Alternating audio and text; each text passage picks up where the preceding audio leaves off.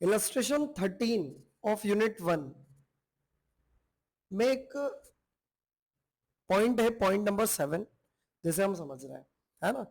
अब सबसे पहले तो ये समझो कि बैंक जब ओवरड्राफ्ट लिमिट देता है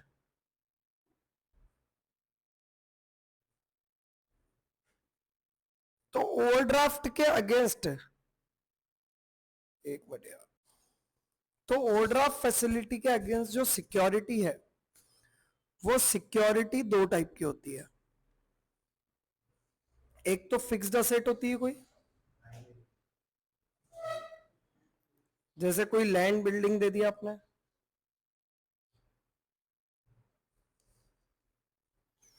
और एक फ्लोटिंग असेट होती है, जिसे फ्लोटिंग, इस तरह के चार्ज को फ्लोटिंग चार्ज बोला जाता है। फ्लोटिंग चार्ज किस पे क्रिएट होता है? Stock and debtor. इसका मतलब ये है कि आपको जो ओवरड्राफ्ट फैसिलिटी मिल रही है वो आपके स्टॉक और डेटर को सिक्योर करके दी जा रही है। मतलब आपका, अगर आपने पैसा नहीं दिया तो आपके डेटर और स्टॉक को, डेटर से पैसा कौन लेगा? बैंक लेगा, और स्टॉक भी कौन बेचेगा? बैंक बेच देगा, है ना। तो सेम इस क्वेश्चन में क्या बोला है इन्होंने, 13th क्वेश्चन में, bank overdraft is secured against hypothecation of stock. अब जब स्टॉक के अगेंस्ट हाइपोथिकेशन है तो बैंक ओवरड्राफ्ट ना स्टॉक से ज्यादा तो हो ही नहीं सकती। स्टॉक मान लो 1 लाख का है तो बैंक ओवरड्राफ्ट उससे कम ही होगा, क्योंकि बैंक उससे ज्यादा लोन आपको देगा, और अगर लोन ज्यादा भी दे रखा है तो निकालने नहीं देगा, है ना। इसे बोलते हैं ड्रॉइंग पावर। क्या बोलते हैं? Drawing power. मतलब कि आपकी लिमिट 1 करोड़ की है, लेकिन आपके स्टॉक का 80% ही आपको ड्रॉ करने देंगे हम। अब स्टॉक मान लो आपके 80 लाख की है, तो 80 लाख का भी 80%, 64 लेके विड्रॉ करने देगा बैंक। मतलब है वाली लिमिट 1 करोड़ की, लेकिन आपको विड्रॉ कितने करने देगा वो? 64 लाख। अब अगले महीने आपकी स्टॉक जो है वो 1 करोड़ 50 लाख हो गया, तो बोलिए आप फिर 1 करोड़ पूरे विड्रॉ कर लो। अगर वापस स्टॉक कम हो गया होगा तो जमा कराना पड़ेगा, नहीं तो बैंक वसूली की कार्रवाई भी करेगा आपके ऊपर। अगर आपकी स्टॉक, मतलब जिसका आपने हाइपोथिकेशन किया है, वो अगर कम हो जाए तो बैंक जो है, फाइनेंशियल इंस्टीट्यूशन, आपसे वापस वसूली की कार्रवाई कर सकता है, और आपके लोन को बैक डेट भी दिखा सकता है, एनपीए भी मान सकता है अगर आप पे नहीं करते हो तो यहां पे सेम इन्होंने बोला कि भैया स्टॉक के अगेंस्ट हाइपोथिकेशन है बैंक ओवरड्राफ्ट का। Bank overdraft outstanding has been considered as 80% of real value of stock. मतलब स्टॉक का 80% ही ओवरड्राफ्ट मिलता है, and after adjusting the marginal value 80% of the same has been allowed to draw as an overdraft. मतलब क्या बोल रहा है ये कि बैंक ओडी, अगर स्टॉक 100 का है, एग्जांपल के लिए 100 का है, तो पहले तो उसका 80% करो, वो तो हो गया आपकी लिमिट, मैक्सिमम लिमिट, और इसमें से आपको यूज कितना करने देंगे? इस 80 का भी, मतलब 60। तो कहने का मतलब ये है कि अगर स्टॉक 100 है तो बैंक ओडी कितनी होगी? 64। आपके लिए लाइबिलिटी कितनी है? लाइबिलिटी तो ये वाला पार्ट है ना जितना आपने ड्रॉ कर रखा है, तो लाइबिलिटी 64 है। तो अब यहां पे ना क्वेश्चन में आपको बैंक ओवरड्राफ्ट दे रखा है, इलस्ट्रेशन 13 में आपको बैंक ओडी दे रखा है 80,000। कितना दे रखा है? तो स्टॉक कितना होगा? तो 80,000 डिवाइडेड बाय 64 इंटू 100, यही होगा। भैया स्टॉक 100 है तो बैंक ओडी 64 है, तो बैंक ओडी अगर 80 है तो स्टॉक कितना होगा? 100। तो हमारा स्टॉक कितना हो गया? 1 लाख। तो क्वेश्चन में क्लोजिंग स्टॉक की वैल्यू गिवन नहीं थी, और क्लोजिंग स्टॉक की वैल्यू कितनी आ गई आपकी? 1,25,000। आ रहा है क्या समझ में? इसको ऐसे भी कर सकते थे, 80,000 डिवाइडेड बाय 80,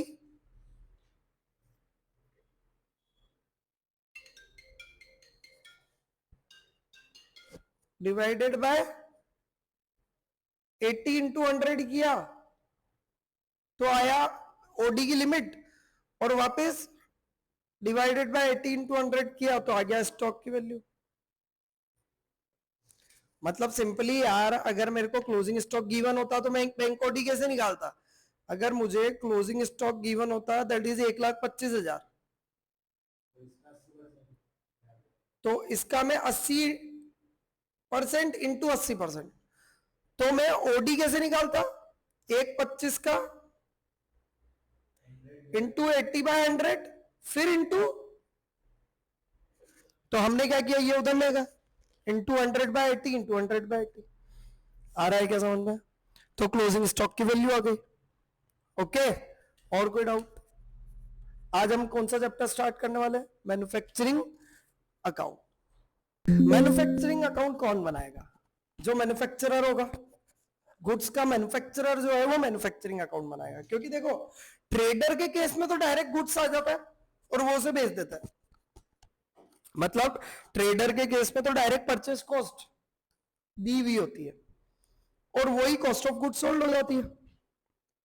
लेकिन मैन्युफैक्चरर के केस में तो बहुत सारे खर्चे मिलकर मैन्युफैक्चरिंग कॉस्ट बनाते हैं। मतलब आपके फिनिश गुड्स की कॉस्ट ओनली, ऐसा नहीं है कि बस माल खरीदा और वही कॉस्ट है, उसके अलावा आपने उसके ऊपर वर्क किया है तभी तो मैन्युफैक्चरिंग कहला रही है वो। आपने उसमें कुछ ना कुछ चेंजेस किए हैं तभी तो वो मैन्युफैक्चरिंग कहला रही है। तो उस चेंजेस करने के लिए आपके दूसरे खर्चे भी तो लगे होंगे, ओनली माल नहीं लगा होगा उसमें। रॉ मटेरियल मतलब माल तो लगा ही होगा, इसके अलावा लेबर लगी होगी, दूसरे खर्चे, जैसे आपने कोई मैन्युफैक्चरिंग यूनिट खोल रखी है तो उसके सारे खर्चे ले, जैसे रेंट, इलेक्ट्रिसिटी बिल्स, इन्हें ओवरहेड्स बोलते हैं। क्या बोलते हैं? ओवरहेड्स, मैन्युफैक्चरिंग ओवरहेड्स, है ना। Electricity bill, rent, salary of manager of that manufacturing unit, है ना। वहां पे लेबर है तो उनकी वेजेस, ऐसे ही कुछ और मटेरियल कंज्यूम हुआ उसको बनाने में तो वो मटेरियल, है ना, XYZ बहुत सारे खर्चे लगते हैं। तो उन सभी खर्चों को मिला के फिर आपकी फिनिश गुड्स की कॉस्ट बनती है। तो उस फिनिश गुड्स की कॉस्ट मतलब मैन्युफैक्चरिंग कॉस्ट कैसे निकालें? तो उसके लिए क्या बनाना पड़ेगा? मैन्युफैक्चरिंग अकाउंट बनाना पड़ेगा। क्या बनाना पड़ेगा? तो मतलब कि ट्रेडिंग अकाउंट में तो हम ग्रॉस प्रॉफिट निकालते थे, कैसे? Sales minus cost of goods sold करके। बट वो कॉस्ट ऑफ गुड्स सोल्ड निकालने के लिए जो वो परचेज वाला अमाउंट है वो अब डायरेक्ट गिवन नहीं है, वो तो हम मैन्युफैक्चर कर रहे हैं। तो हमें क्या निकालना पड़ेगा? परचेस कॉस्ट की जगह मैन्युफैक्चरिंग कॉस्ट। मतलब ट्रेडिंग अकाउंट बनाने से पहले, हमें मैन्युफैक्चरिंग अकाउंट बनाना पड़ेगा। क्या बनाना पड़ेगा? तो टेब्यूलर फॉर्म में पहले ये समझ लो कि मैन्युफैक्चरिंग कॉस्ट कैसे निकलती है। टेब्यूलर फॉर्म में बता रहा हूं अभी मैं, है ना। तो सिंपली रॉ मटेरियल कंज्यूम्ड, मतलब आपने रॉ मटेरियल कितना कंज्यूम किया वो। अब रॉ मटेरियल कंज्यूम क्या है भैया? आपके पास ओपनिंग रॉ मटेरियल था प्लस आपने खरीदा माइनस क्लोजिंग रॉ मटेरियल, तो आपने मैन्युफैक्चरिंग में कितना कंज्यूम किया वो आ जाएगा। जैसे कॉस्ट ऑफ गुड्स सोल्ड का फॉर्मूला था opening stock plus purchase minus closing stock, वैसे ही रॉ मटेरियल कंज्यूम का फॉर्मूला है opening inventory of raw material plus purchase of raw material minus closing inventory of raw material. मान लो आपके पास 1 लाख का raw material था opening में, आपने 20 लाख का माल और खरीदा, टोटल कितना हो गया? 21 लाख। और मान लो 2 लाख का माल इन हैंड है, तो आपने रॉ मटेरियल कितना कंज्यूम कर लिया? 19 लाख। कितने लैक्स का आपने माल कंज्यूम कर लिया? तो ये हो गया रॉ मटेरियल कंज्यूम्ड। क्या हो गया? इसके अलावा जितने भी मैन्युफैक्चरिंग वेजेस है जो डायरेक्टली मैन्युफैक्चरिंग में लग रही है वो, है ना। डायरेक्ट मैन्युफैक्चरिंग खर्चे, जैसे मैंने आपको बताया मैन्युफैक्चरिंग के क्या क्या खर्चे होंगे, बिजली बिल हो गया, रेंट हो गया, XYZ जो भी खर्चे है ना। फिर इनडायरेक्ट मैन्युफैक्चरिंग एक्सपेंस जो इनडायरेक्टली है तो लेकिन मैन्युफैक्चरिंग से रिलेटेड ही है। डायरेक्ट कैसे? जैसे डायरेक्ट मैं बताता हूं, डायरेक्ट कोरिलेशन कैसे कर सकते हैं।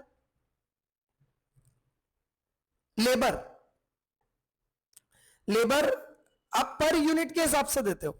क्या देते हो? पर यूनिट के। तो वो डायरेक्ट खर्चा है क्योंकि आप उसे डायरेक्टली रिलेट कर सकते हो उस प्रोडक्ट से। इनडायरेक्ट एक्सपेंस कैसे होंगे? सैलरी, मैनेजर की सैलरी, क्या आप पर यूनिट से बोल सकते हो क्या? वो तो बस मैन्युफैक्चरिंग यूनिट को मैनेज कर रहा है, बट उसकी जो सैलरी है वो डायरेक्टली रिलेटेबल टू यूनिट नहीं हो सकती है, तो ये इनडायरेक्ट मैन्युफैक्चरिंग एक्सपेंस हो गया आपका। ये सब ऐड होने के बाद क्या हो जाएगा, टोटल मैन्युफैक्चरिंग कॉस्ट। सिंपली यार जितने भी मैन्युफैक्चरिंग खर्चे हैं जो मैन्युफैक्चरिंग यूनिट में लग रहे हैं, चाहे वो डायरेक्ट है चाहे वो इनडायरेक्ट है, वो ऐड हो जाएंगे और आपका क्या आ जाएगा, टोटल मैन्युफैक्चरिंग कॉस्ट आ जाएगा। अब इसके अलावा भी बहुत सारी चीजें हैं जो हमें एडजस्ट करनी पड़ती है, जैसे ये तो आ गया मैन्युफैक्चरिंग कॉस्ट जो करंट ईयर में लगी।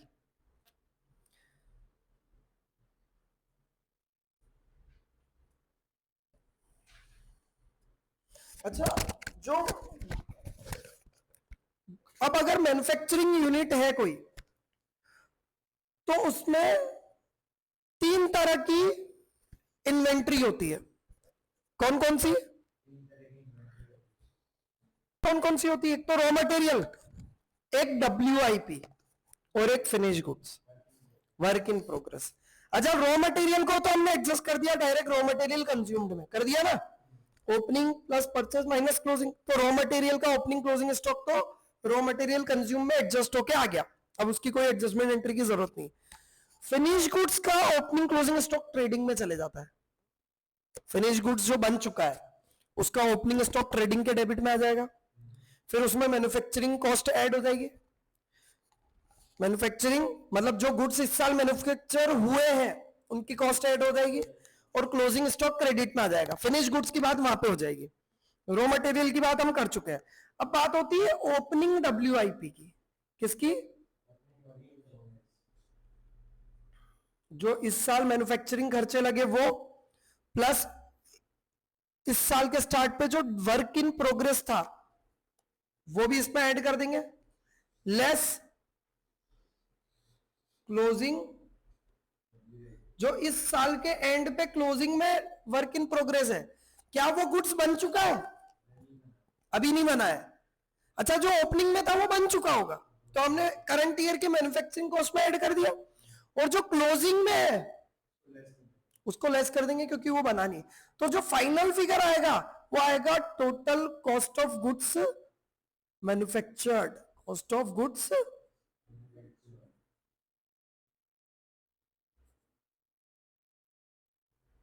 भैया जो हमने गुड्स मैन्युफैक्चर की है इस साल, जो मैन्युफैक्चर हुए मतलब जो फिनिश गुड्स बना इस साल, फिनिश्ड गुड्स जो इस साल बना उसकी कॉस्ट आ जाएगी। अच्छा, इसके अलावा एक और चीज लेस करनी है, अगर कोई sale value of goods scrapped है,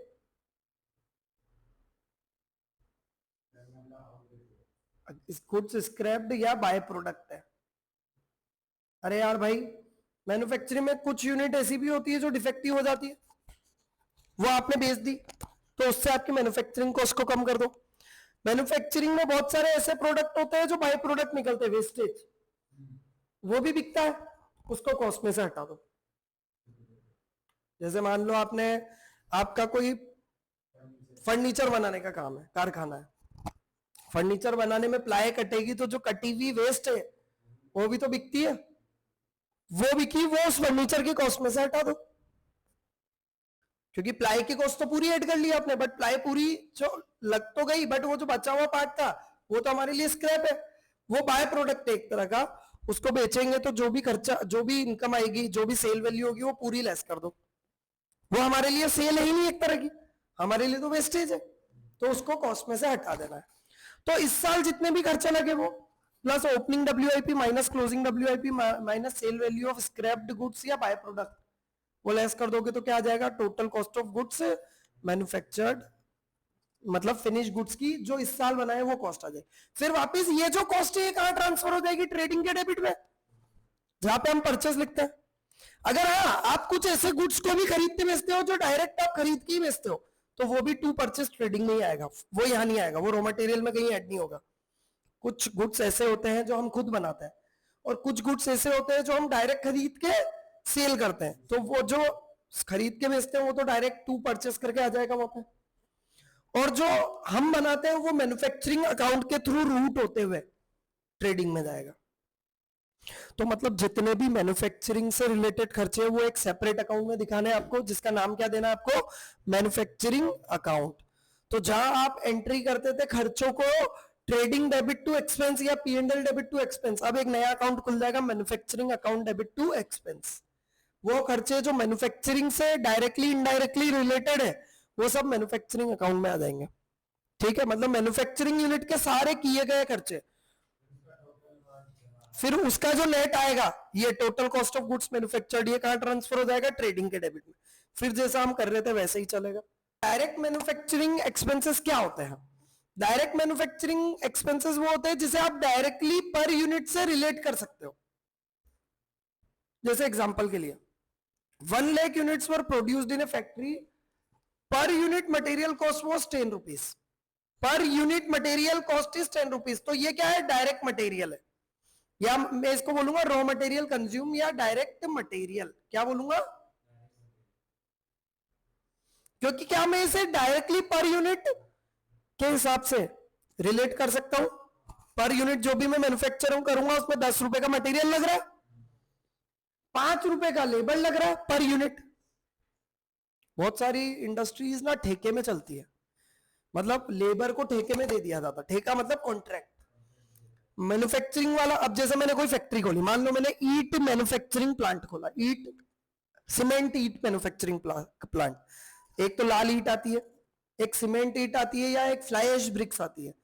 तो मैंने क्या किया, मैंने मेरा सारा लेबर का जो काम है वो किसी को कॉन्ट्रैक्ट में दे दिया कि भैया आप जितनी ईंटें बनाओगे उस हिसाब से मैं आपको रुपए दूंगा, मतलब एक ईंट के मान लो 50 पैसे फिक्स कर दिया। तो मान लो आपने दिन भर में 10,000 ईंट बनाई तो 5,000 रुपए लेबर दूंगा, आपने 5,000 ईंट बनाई तो 2,500 रुपए दूंगा, या 1 रुपए 2 रुपए जो भी डिसाइड होगा। इससे क्या होगा, मेरी टेंशन नहीं है, अब लेबर नहीं काम करेगी तो कम पैसे मिलेंगे। अच्छा, इससे करने से क्या होता है, लेबर को भी पता है कि यार काम करेंगे तो पैसे मिलेंगे, नहीं तो, क्योंकि लेबर का काम ऐसा है जहां पे वो उसे अगर उसको देखना पड़ता है, अगर वो देखेंगे नहीं तो, अगर हमने उसको बोल दिया फिक्स हम तो तेरे को रोज के पर लेबर के हिसाब से 1,000 देंगे, तो फिर वो काम करे नहीं करे पैसे देने ही पड़ेंगे। तो यहां पे हमने क्या किया, लेबर को रिलेट कर दिया यूनिट से। तो यहां पे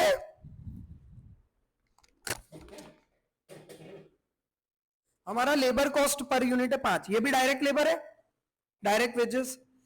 और हमने ना एक मैन्युफैक्चरिंग के लिए जापानीज कोलैबोरेटर से टेक्नोलॉजी सप्लाई का एग्रीमेंट किया, मतलब टेक्नोलॉजी कौन दे रहा है हमको, वो जापानीज।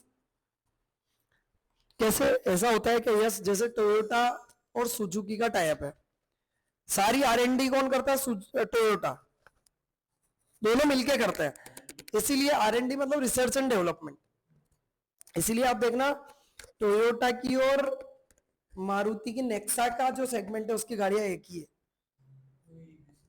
दोनों एक जैसी नहीं, पूरी टेक्नोलॉजी एक ही है ना, दोनों का R&D है। अब किसने किससे टाइप कर रखा है ये देखना पड़ेगा, बट इसमें क्या होता है, पर यूनिट जितनी गाड़ियां आप बनाओगे उस हिसाब से आपको उसको पैसे देना है जिससे आपने टेक्नोलॉजी खरीदी। तो यहाँ पे हमने 3 रुपए पर यूनिट के हिसाब से जापानीज कोलैबोरेटर से टेक्नोलॉजी का टाइप कर लिया, मतलब जो भी यूनिट हम बनाएंगे उस पर 3 रुपए पर यूनिट उससे देने हैं हमें, मतलब एक साथ पैसे नहीं दिए हमने, क्या किया उसको जब भी बनाएंगे उतना पैसा दे देंगे। ये भी क्या डायरेक्ट एक्सपेंस है, क्या है, डायरेक्ट, समझ में आ रहा है अब आपको, जिसे हम पर यूनिट से कैलकुलेट कर सकते हैं, पर यूनिट से रिलेट कर सकते हैं, वो डायरेक्ट एक्सपेंसेस कहलाता है। अब इनडायरेक्ट एक्सपेंस कैसे है, जैसे रेंट दिया, फैक्ट्री का रेंट आप कितनी यूनिट बना लो देना उतना ही पड़ेगा, तो ये इनडायरेक्ट खर्चा है। लेकिन है मैन्युफैक्चरिंग, ये P&L में नहीं जाएगा, ये भी कॉस्ट तो मैन्युफैक्चरिंग का पार्ट तो कहलाएगा ये, तो इसलिए इसको भी ले जाना तो मैन्युफैक्चरिंग में ही है। तो ऐसे ही जैसे डायरेक्ट मटेरियल था, raw material consume, direct labour था जैसे डायरेक्ट वेजेस, और डायरेक्ट एक्सपेंस थे वैसे ही इनडायरेक्ट मटेरियल, इनडायरेक्ट वेजेस और इनडायरेक्ट एक्सपेंस भी हो सकता है।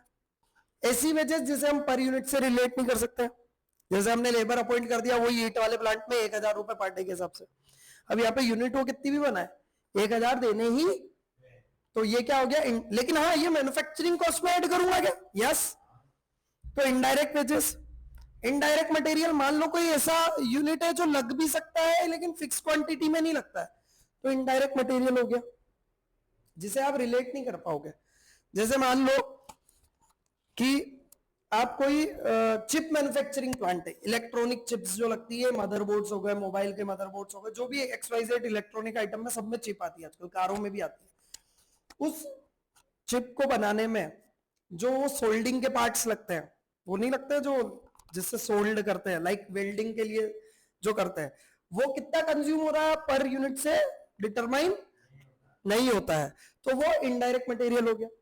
ऐसे ही इनडायरेक्ट वेजेस जिसको आप पर यूनिट से पैसे नहीं दे रहे हो, ऐसे ही कोई इनडायरेक्ट खर्चा है जैसे इस रॉयल्टी वाले जापानीज टेक्नोलॉजी वाले को फिक्स कर लेते हैं हम तो महीने के 50,000 देंगे, कोई यूनिट नहीं, बस अब 1 लाख बनाओ, 2 लाख बनाओ, 5 लाख बनाओ, ये आपकी कैपेसिटी के ऊपर है, तो ये इनडायरेक्ट एक्सपेंस हो जाता है। क्या हो जाता बेटा, समझ में आ रहा है क्या?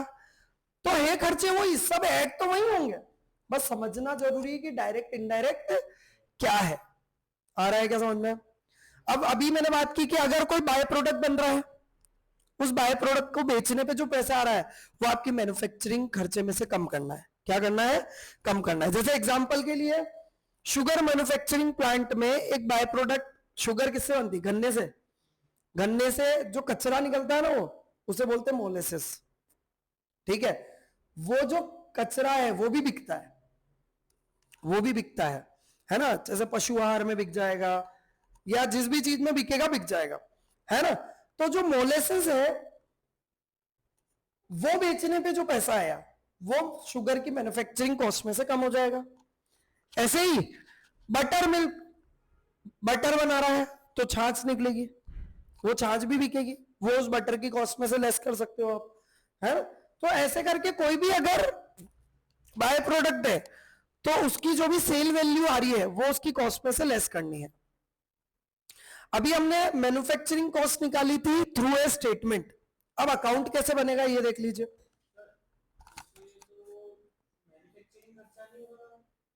जो अपन कार एक्सचेंज करवाते हैं किसी भी कार परचेज तो मैन्युफैक्चरिंग में से मतलब माइनस तो लॉस तो सेल में से माइनस होगा है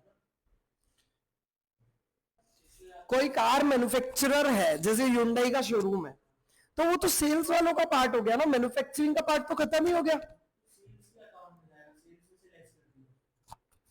वो अगर आप उसको कुछ पे कर रहे हो तो आपके लिए एक सेपरेट परचेज कहलाएगी।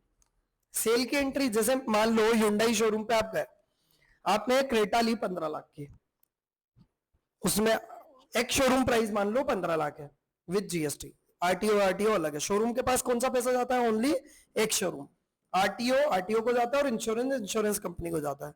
तो हमने 15 लाख में कोई गाड़ी ली, उस गाड़ी की सेल की एंट्री तो वो शोरूम वाला एज इट इज करेगा 15 लाख। फर्स्ट ऑफ ऑल तो उसने एक्सचेंज में कोई गाड़ी खरीदी है तो उसकी परचेस की एंट्री सेपरेट होगी, परचेस की एंट्री हो जाएगी ना उसकी।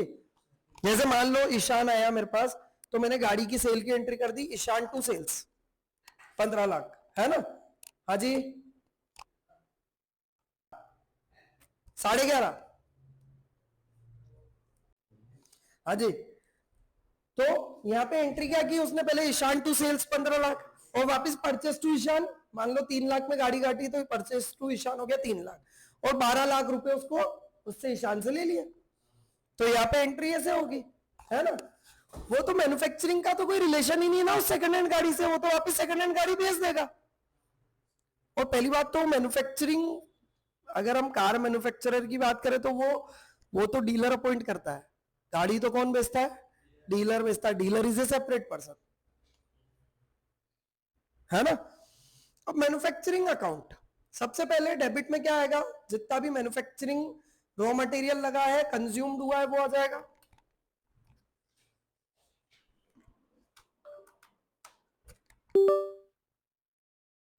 सबसे पहले रॉ मटेरियल कंज्यूम्ड, जिसमें opening plus purchase minus closing हो जाएगा। ये कौन सी इन्वेंट्री है?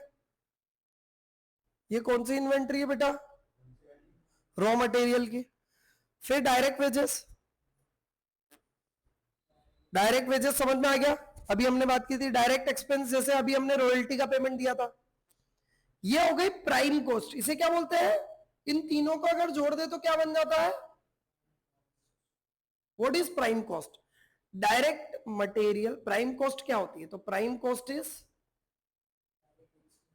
Direct material plus direct labour plus direct expense, इन सबको जोड़ देंगे तो क्या हो जाएगा, प्राइम कॉस्ट हो जाएगी।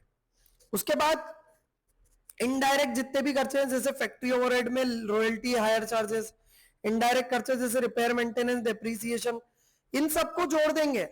मतलब प्राइम कॉस्ट में अगर मैं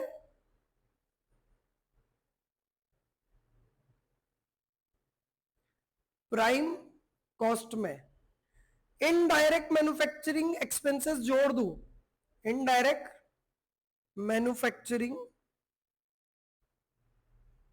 एक्सपेंसेस जोड़ दूं, indirect manufacturing expense means indirect material plus indirect labour plus indirect expenses जोड़ दूं तो मुझे क्या मिल जाएगा, फैक्ट्री कॉस्ट मिल जाएगा। क्या मिल जाएगा? अब ये क्यों बता रहा हूं, कभी क्वेश्चन पूछ ले प्राइम कॉस्ट क्या होता है, फैक्ट्री कॉस्ट क्या होता है, तो आपको ध्यान रहे। तो प्राइम कॉस्ट है तो सारे direct material, direct labour, direct expense add कर दो। फैक्ट्री कॉस्ट निकालना है तो ये तो ऐड करनी है, इनके साथ सारे इनडायरेक्ट मैन्युफैक्चरिंग खर्चे ऐड कर देना। ठीक है, अब आपको फैक्ट्री कॉस्ट मिल गई, उसके बाद आपको क्या निकालना है, कॉस्ट ऑफ प्रोडक्शन निकालना है, मतलब cost of goods manufactured. Cost of production के लिए आपको क्या करना है, फैक्ट्री कॉस्ट जो निकली आपकी उसमें ऐड कर देना है ओपनिंग WIP, माइनस करना है क्लोजिंग WIP, और माइनस करना है realisable value of byproduct. अगर कोई बाय प्रोडक्ट है तो उसकी रियलाइजेबल वैल्यू को क्या कर देना है,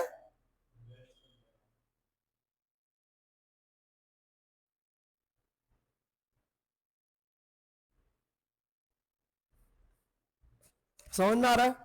तो आपको क्या मिल जाएगा, कॉस्ट ऑफ प्रोडक्शन, जो कि कहां ट्रांसफर होगा, ट्रेडिंग अकाउंट में। समझ में आ रहा है? तो यहां पे ओपनिंग WIP डेबिट हो गई, देखो क्लोजिंग WIP क्रेडिट हो गई, और बाय प्रोडक्ट की रियलाइजेबल वैल्यू क्रेडिट हो गई। तो आपको क्या मिल गई, कॉस्ट ऑफ प्रोडक्शन मिल गई, जो कहां चली जाएगी, आपकी ट्रेडिंग अकाउंट में चली जाएगी। कहां चली जाएगी बेटा, समझ में आ रहा है क्या? तो ये हो गया हमारा मैन्युफैक्चरिंग अकाउंट। क्वेश्चन कर लेते हैं।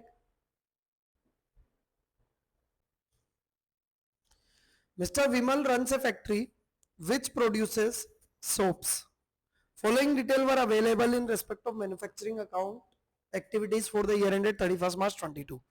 ओपनिंग WIP है 10,000 यूनिट, 16,000 की क्लोजिंग है 12,000 unit. Opening inventory of raw material दे रखा है, closing inventory of raw material दे रखा है, और परचेस दे रखा है। अब हायर चार्जेस दे रखे 0.6 पर यूनिट, ये भी डायरेक्ट है। रॉ मटेरियल जनरली डायरेक्ट ही होता है बेटा, है ना। हायर चार्जेस ऑफ फैक्ट्री ये इनडायरेक्ट है। Direct wages 0.8 per unit manufactured and 0.4 unit per closing WIP। Repair and maintenance है 180 का, यूनिट प्रोड्यूस्ड है 5 लाख यूनिट। क्या बना लेते हैं, मैन्युफैक्चरिंग अकाउंट बना लेते हैं।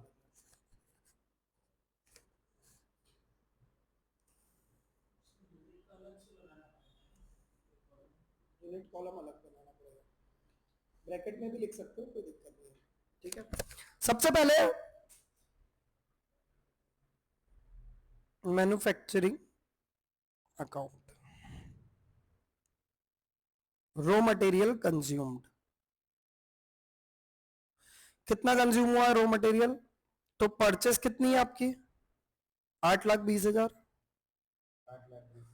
Plus opening inventory of raw material है 1,70,000, क्लोजिंग इन्वेंट्री है 1,00,000, तो हो जाएगी 8 लाख। रॉ मटेरियल कंज्यूम कितना हो जाएगा, 8 लाख हो जाएगा। कितना हो जाएगा, फिर डायरेक्ट वेजेस कितनी हो जाएगी, तो ध्यान देना ये क्या बोल रहा है, 0.8 पर यूनिट मैन्युफैक्चर्ड,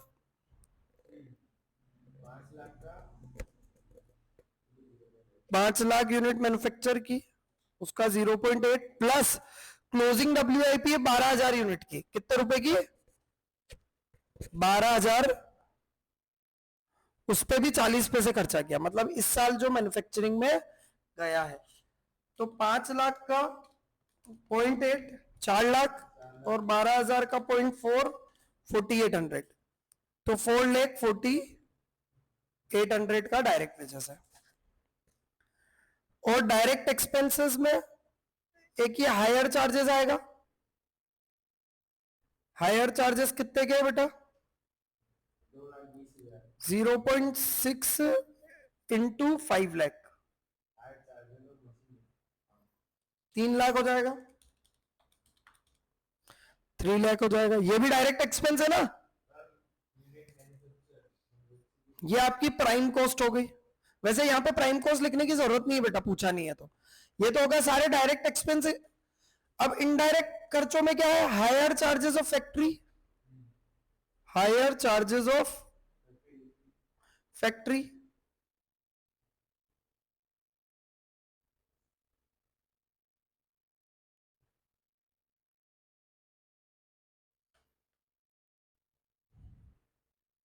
दो लाख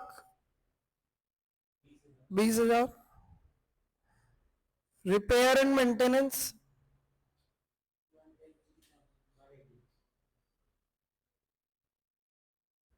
1,00,000।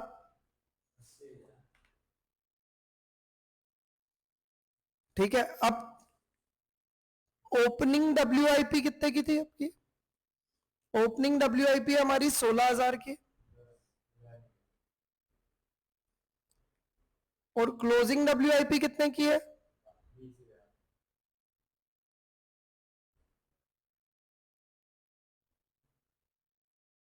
बाय ट्रेडिंग अकाउंट, कोई बाय प्रोडक्ट बेचा नहीं हमने। ये गुड्स मैन्युफैक्चर्ड की वैल्यू आ जाएगी। डेबिट का टोटल कर लो,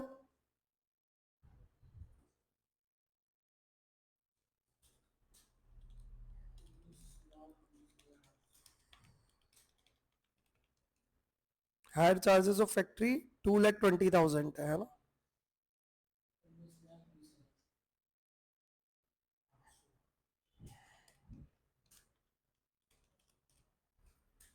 $19,20,000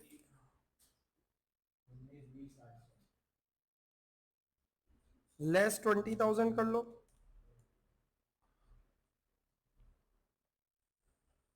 $19,800।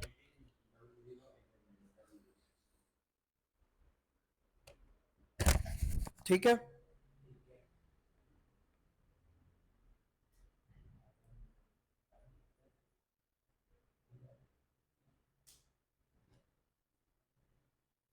ये हो गया आपका मैन्युफैक्चरिंग अकाउंट। इलस्ट्रेशन है third, trial balance of mister White was given to you. Trial balance दे रखा है जिसमें डेबिट में सारे एसेट्स हैं। इसमें ना सारे खर्चे होंगे, जो मैन्युफैक्चरिंग से रिलेटेड है वो भी होंगे, और जो दूसरे अदर देन मैन्युफैक्चरिंग वो खर्चे भी इसमें होंगे। Following additional information is given. Stock हमारा 31 मार्च को है, रॉ मटेरियल, फिनिश गुड्स और सेमी फिनिश गुड्स का। सैलरी एंड वेजेस अनपेड है 900 और 2,000 की। Machinery is to be depreciated by 10%, office furniture by 71/2%। Provision for doubtful debt 1% of sales maintain करना है। Office premises 1/4 of total area है, मतलब समझ रहे हो, बचा हुआ फैक्ट्री एरिया है। तो जो 2/3/4 है, 3/4 ऑफ रेंट, जैसे रेंट यहां पे दे रखा होगा आपको, रेंट दे रखा है 6,000, इसका 3/4 तो मैन्युफैक्चरिंग अकाउंट में जाएगा और 1/4 P&L में जाएगा। ठीक है। Lighting is charge as 2/3 to factory, 1/3 to office, ये भी गिवन है ना। और जनरल एक्सपेंस तो P&L में जाएंगे।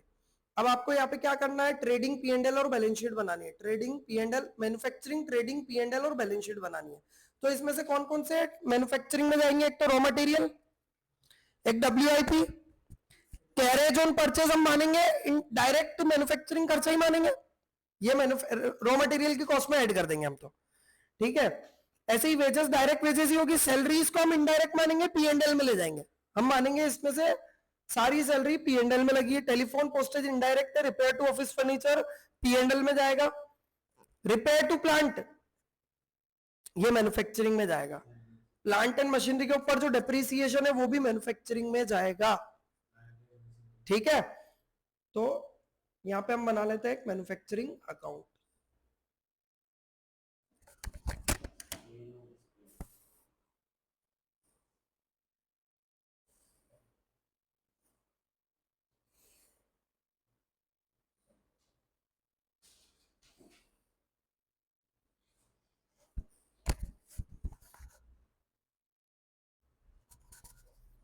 मैन्युफैक्चरिंग अकाउंट, ठीक है। सबसे पहले तो to raw material consumed, raw material, इसमें ओपनिंग इन्वेंट्री कितनी है रॉ मटेरियल की बेटा? ओपनिंग इन्वेंट्री 21,000 की है, प्लस परचेस कितने का किया हमने? परचेस है हमारा 85,000, प्लस फ्रेट दिया हमने खरीदने के लिए, वो भी तो रॉ मटेरियल की कॉस्ट में ही ऐड होगा। Freight on carriage on purchase है 1500 का, और closing inventory of raw material हमें एडिशनल इंफॉर्मेशन में गिवन है, दैट इज 16,200। तो रॉ मटेरियल कंज्यूम्ड हो जाएगा 21,000 प्लस 85,000 प्लस 1500 माइनस 16,200, 91,300, 91,300। ये हमारा हो गया raw material consumed.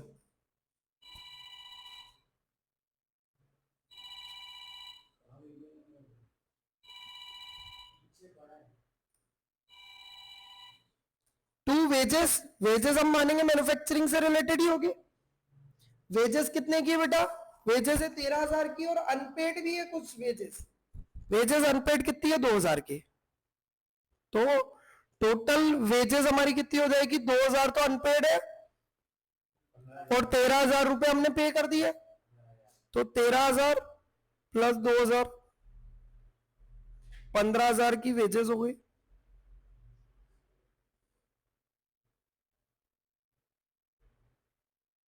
Repair of plant,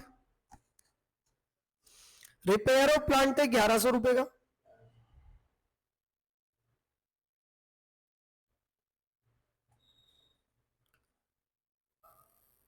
rent है हमारा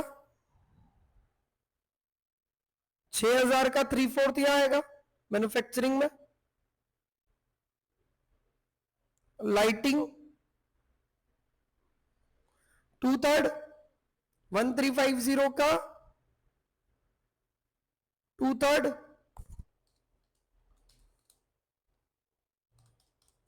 कितना होगा? 900। ऐसे ही मशीनरी पे डेप्रीसिएशन,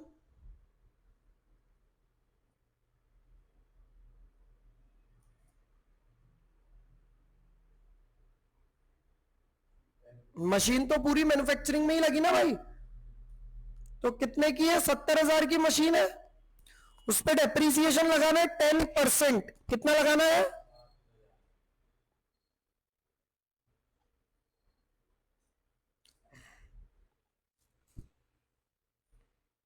इसके अलावा कोई मैन्युफैक्चरिंग खर्चा दिख रहा है क्या?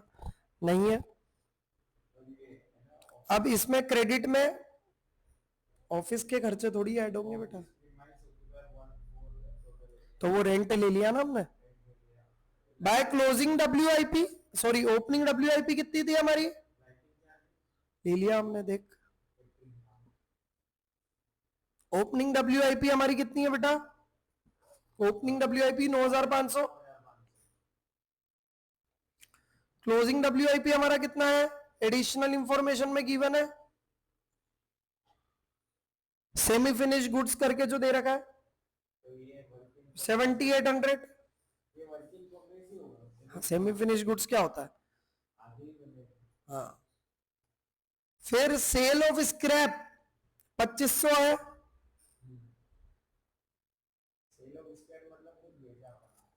जो हमारा वेस्टेज निकला ना मैन्युफैक्चरिंग का, वो हमने बेचा। अब हमारा आ जाएगा बाय ट्रेडिंग। बाय डेबिट का टोटल कर लीजिए।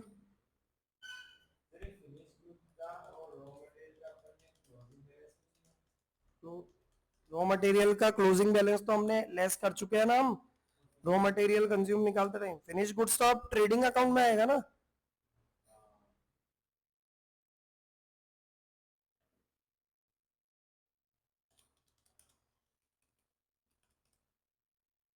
$1,19,000 का गुड्स मैन्युफैक्चर्ड हुआ इस साल, 1,19,000। ये तो हो गया हमारा गुड्स मैन्युफैक्चर्ड। ठीक है, अब आ जाते हैं ट्रेडिंग पे। ट्रेडिंग पी एंड एल एक साथ ही बना लेते हैं। Trading and P and L account. सबसे पहले टू ओपनिंग स्टॉक। किसका ओपनिंग स्टॉक आएगा? फिनिश गुड्स का 15,500। परचेस परचेस नहीं, टू मैन्युफैक्चरिंग अकाउंट। यहां पे क्या नाम आएगा? टू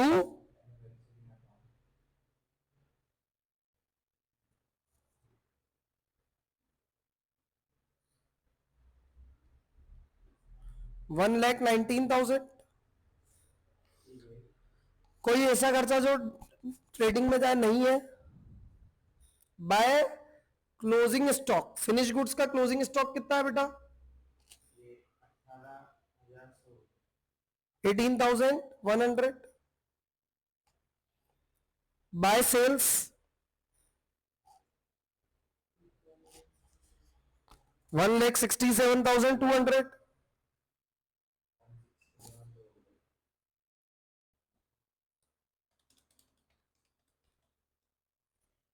1,85,300 तो टोटल हो गया, माइनस 15,500 माइनस 1,19,000, 50,800 का ग्रोस प्रॉफिट हो जाएगा। Gross profit by gross profit 50,000।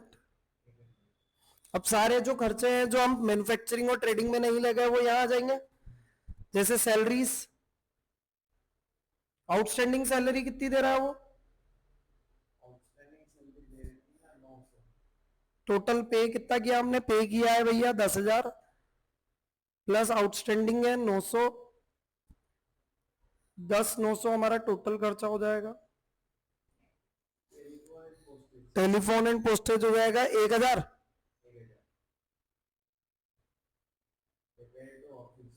कितना? 1,000 है ना। फिर फर्नीचर की ऑफिस, ऑफिस फर्नीचर कितना है? फिर ऑफिस फर्नीचर पे डिप्रिसिएशन लगा लो। कितना दे रखा नीचे? 71/2%। टू डिप्रिसिएशन 10,000 का 71/2% कितना होता है?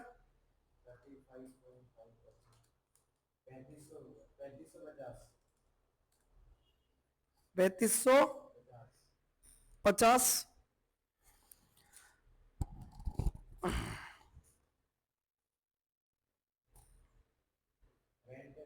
रेंट हमारा 1/4। 6,000 का 1/4 कितना होता है? 1,500। लाइटिंग हमारी 1/3। लाइटिंग कितनी थी? 1,350 का 2/3 तो हमने खर्चे में उधर डाल दिया था, 450 रुपीज। जनरल एक्सपेंसेस कितना है? 1,500।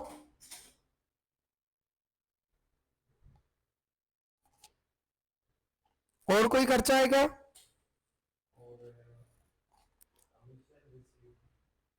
कमीशन रिसीव्ड इनडायरेक्ट इनकम है 450 रुपीज। कमीशन कितना? उसके बाद एडिशनल इंफॉर्मेशन में आ जाओ, पॉइंट नंबर वो प्रोविजन फॉर डाउटफुल डेट वाला। Provision for doubtful debt is to be maintained at 1% of sales. अब ध्यान देना, प्रोविजन फॉर डाउटफुल डेट हमारी बुक्स में कितना है? 1650। 1% निकालो सेल्स का, 167,200 का 1% देखो, 1672 होना चाहिए, और ये कितना? 1650। कोई बेड डेट है नहीं, 22 रुपए का और बन जाएगा। To provision for doubtful debt चाहिए कितना? 167,200 का 1%, दैट इज 1672। एक्सिस्टिंग कितना है? एक्सिस्टिंग है 22 रुपीज का। आपका manufacture provision for doubtful date हो जाएगा 22 रुपए, है ना?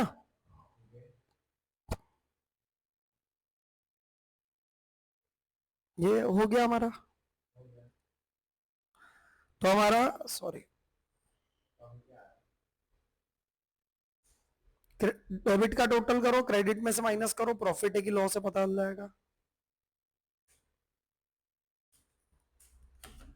10,900 प्लस 50,800 प्लस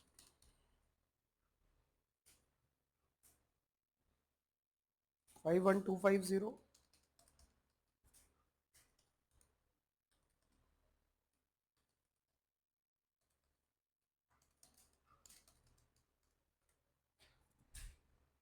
31,978 का नेट प्रॉफिट हो गया। To net profit 31,978।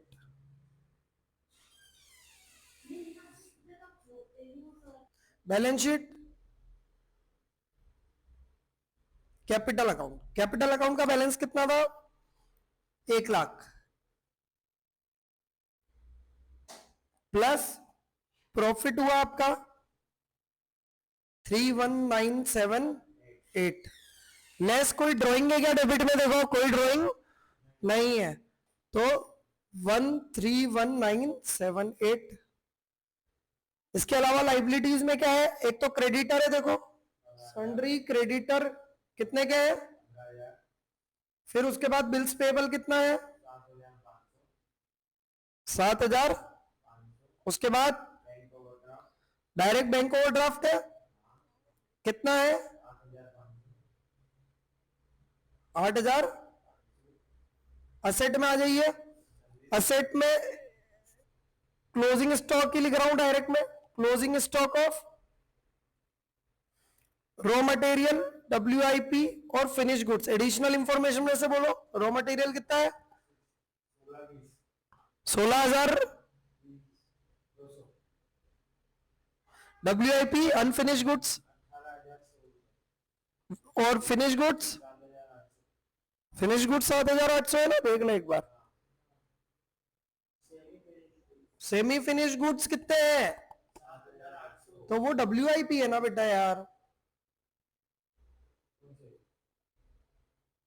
और फिनिश गुड्स कितने के हैं? तो वही तो मैं पूछ रहा हूँ, उल्टा बोल रहा हूँ। तूने उल्टा बताया था, क्या कर रहा है ऋषभ यार? Finish goods 18,100। टोटल कर लो इसको, 16,200 plus 7,800 plus 18,100। Total closing stock कितना हो गया बेटा? 42,100। डेटर है हमारे 24,000 के।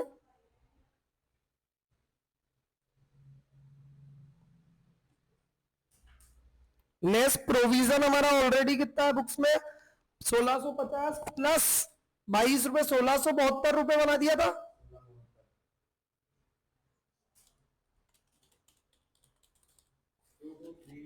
22328। बिल रिसीवेबल कितने के हैं? उसके बाद कौन सा असेट है?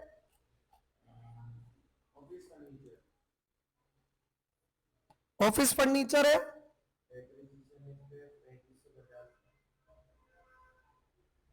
10,000 का ऑफिस फर्नीचर है, उसके ऊपर डेप्रीसिएशन है 3500,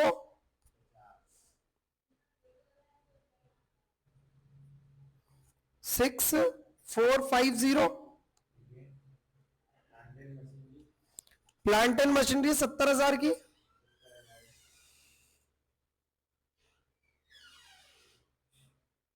उस पर डेप्रीसिएशन कितना है?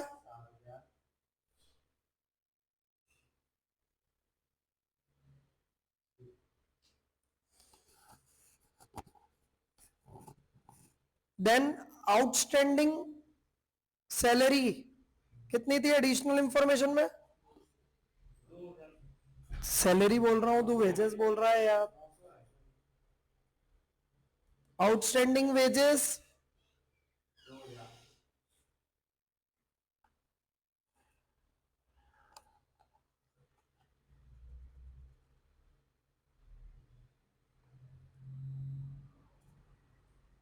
Cash at bank, cash at bank 17,000। मैंने तुमको बोला था ऊपर से देखते हुए चलना और बोलते जाना।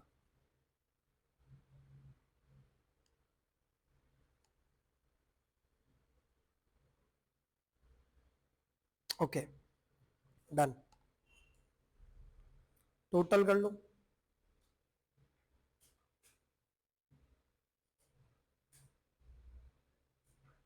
ये टोटल कर लो,